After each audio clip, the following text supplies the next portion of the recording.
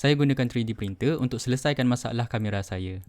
Selama ni saya gunakan dua lens yang berbeza, tapi proses nak tukar lens tu dia agak leceh sikit. Jadi hari ni saya nak buat satu mounting yang boleh pegang lens tu sementara waktu dekat tripod. Jadi pertama sekali saya cuba replicate dulu bentuk penutup belakang lens dia ni, dan saya buat 3D model tu dekat dalam Shaper 3D.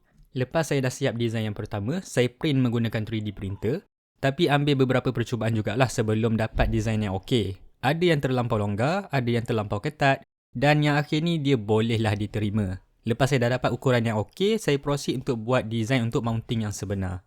Untuk design mounting ni saya buat berdasarkan bentuk cap tadi, tapi saya buat at least dia boleh pegang dua lens dalam masa yang sama.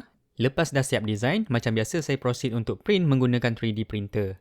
Untuk projek kali ni saya print menggunakan Elegoo Century Carbon sebab untuk hasil akhir nanti saya nak print menggunakan bahan yang tahan lasak. Walaupun Elegoo Century Carbon ni dalam kategori harga mampu milik, tapi dia boleh print bahan yang tahan lasak macam ASA, ABS, malah carbon fiber pun boleh. Jadi inilah dia bahagian-bahagian yang telah dicetak. Untuk gabungkan bahagian ni saya akan menggunakan skru sebab saya nak dia cukup kuat untuk tampung lens tu nanti. Dan saya dah sediakan ruang untuk saya letakkan nut supaya setiap bahagian tu boleh diketatkan menggunakan skru.